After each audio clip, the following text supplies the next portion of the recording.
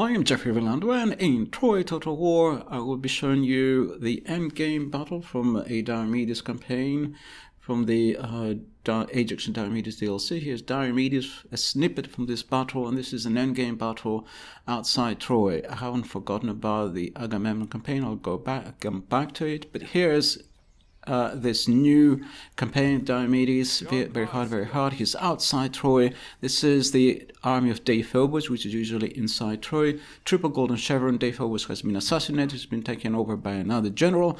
And here's the garrison of Troy, another 20 units, so 40 units altogether inside Troy. With a new general that was going to come out in the next game turn, and we have 40 units outside. So it'll be a 40v40 battle. So here's the army of Diomedes. You see, has lots of these excellent, very heavy units. They're renowned axemen. Here they are. They are a fantastic unit, and a lot of them have been trained by some special trainers. That is one of the things about Argos. The special traits or whatever, the special things about Argos. They get some trainers who were like famous heroes of the war against Thebes. And they train these units. You see, in addition, they have also this forging tools of Hephaestus. Some of them have purple forging tools. This is another very good unit. It's Argive. Swordsman is the second best unit, second heaviest, I suppose. And this is the third heaviest, possibly the armored spearmen. So the swordsmen are quite fast, the axemen are very heavy, and the spearmen are good for holding the line. I also have this Corybantes here. It's another excellent unit, small in number, but very, very hard to break, hard to kill. And a couple of other very good units. So I also have another general, this guy Meriones. He was one of the heroes of the Cretans from the Trojan War, and he has the second best army of our faction. Also lots of these very heavy units, the renowned axemen, and then the swordsmen. And also have these very interesting knight runners units, of course some spearmen, and this also very interesting heroic axe runners. In this case of Sthenelus is one of the trainers. It's a good unit, but it has no shield. So here are the trainers. So there are three of them. There's Sthenelus. What are the other ones? Sthenelus, Euryalus, and Polydoros. Polydoros, you can see there the traits he gives to the units. You can train a unit, and then you can recruit it from the special, whatever they're called. Units that you can just train as kind of mercenaries, so to speak. So these are the renowned axemen here. You see the statistics originally they're good, but not so good. But once they have the purple forging tool of Hephaestus and been trained with a purple tool, here's another actually very, very good unit. This armored charges, but also without a shield. Once they've been trained, and then by these trainers also have the Hephaestus tool thing, then they are amazing. So here the armor spearmen, you can see the stats, about, 90 something defense, and here are the heroic axe runners. But once they get trained in these various ways and they get the Hephaestus boosts, then their stats become godlike.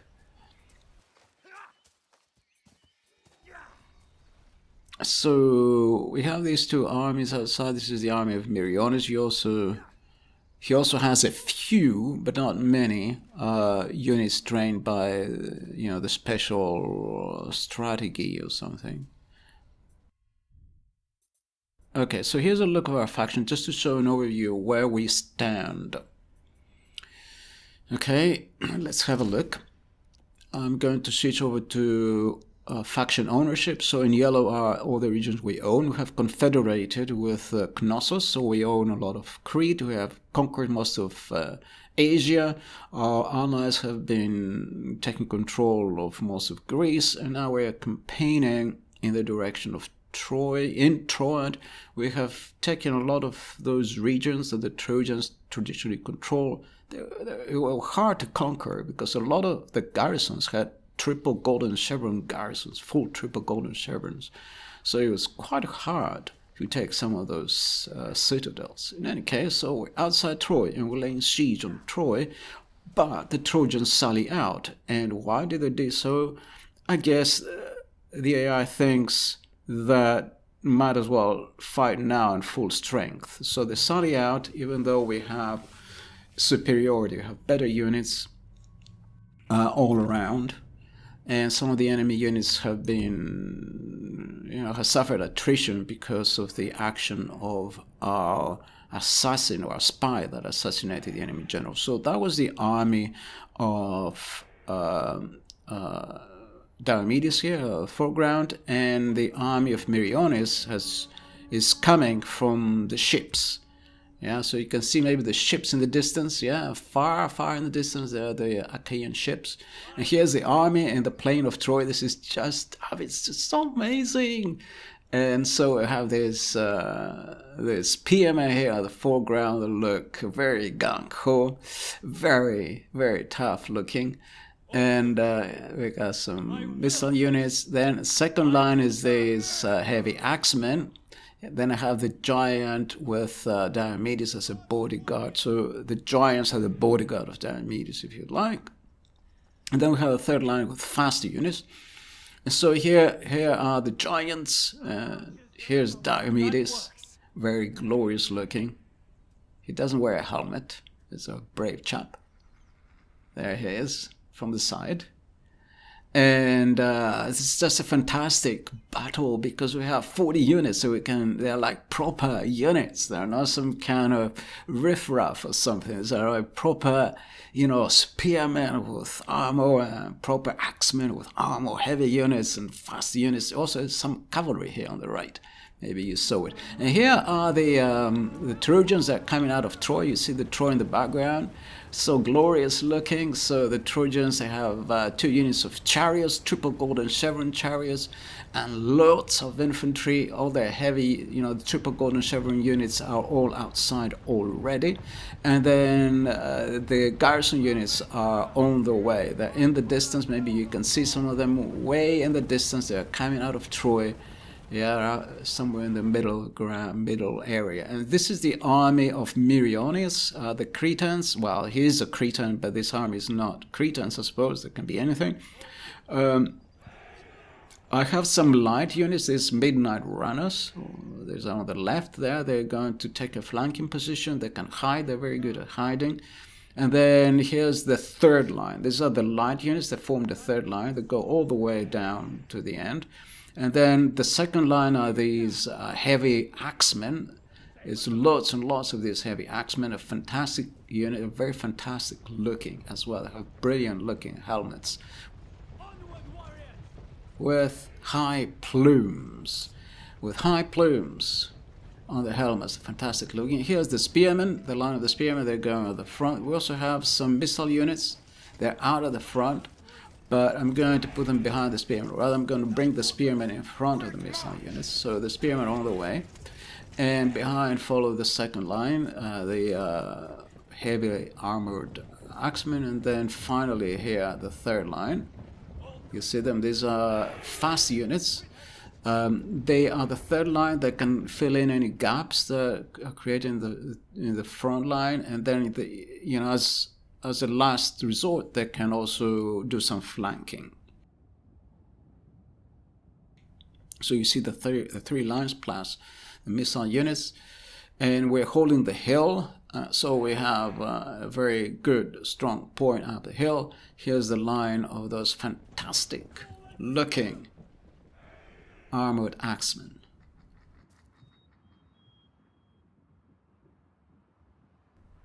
Aren't they looking glorious? They look a little bit like Roman legionaries, but they're fantastic looking.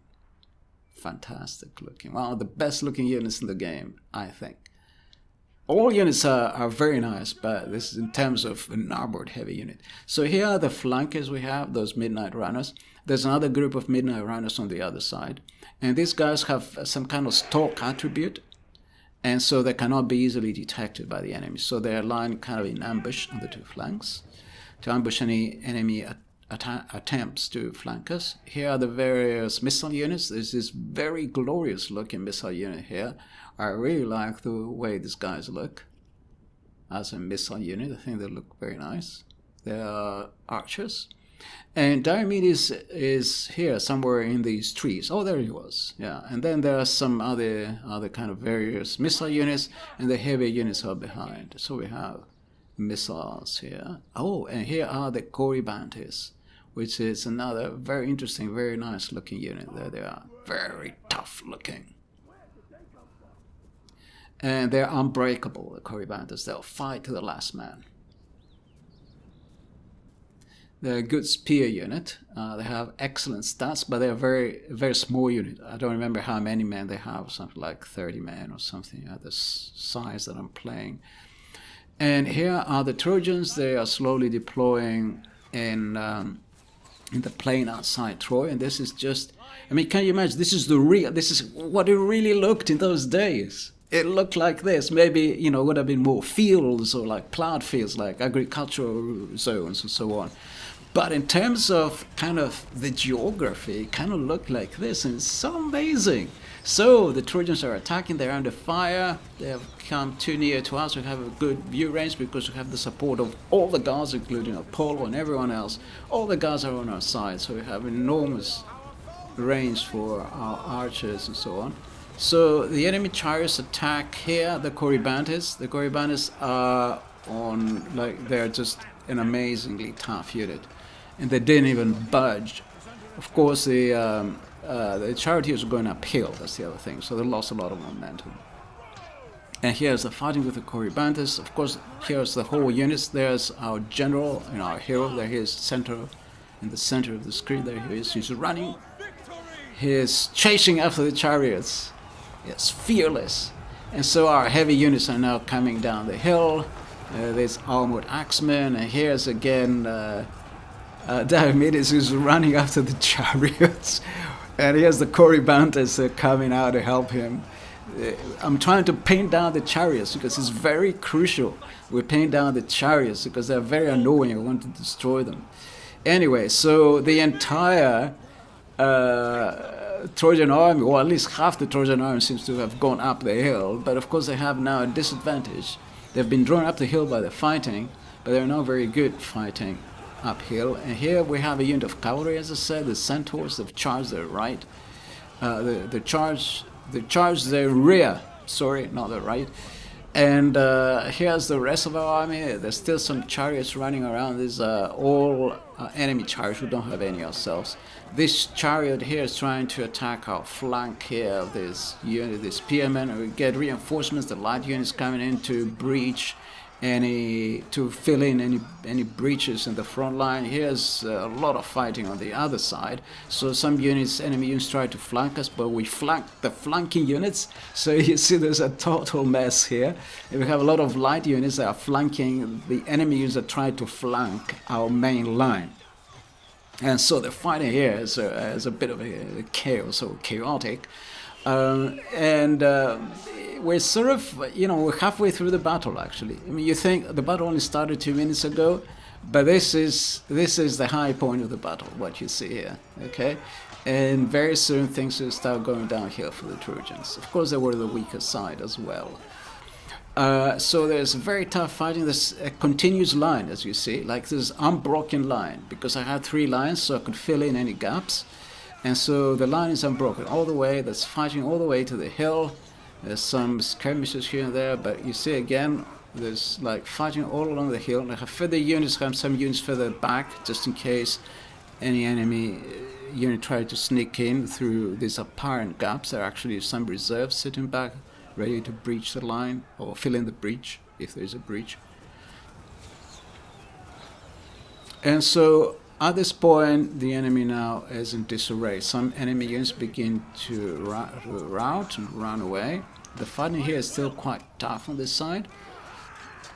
This is where Diomedes is fighting. He is somewhere here. I'm not sure I can see him, unfortunately. But you see, I think he's kicking. I think he's one of those guys. Oh no, it was maybe one of the Corybantes that was kicking. He's here somewhere. I cannot see him. He's here somewhere. Ah, damn. Anyway. Ah, yes. And finally, just when the enemy breaks, they just break. They break. And you see, we won the hill. We won the fight on the hill. And I think we killed their general, one of the heroes, and we routed the other one. So the enemy is leaderless now, and so we're just now going to chase after the routed units. Our spearmen put their shields on their back so they can run faster, and you can see the entire enemy army has been routed. There is one enemy general still alive. He is the commander of the garrison. The other commander, it was something like 13 level commander. He's been killed in the battle.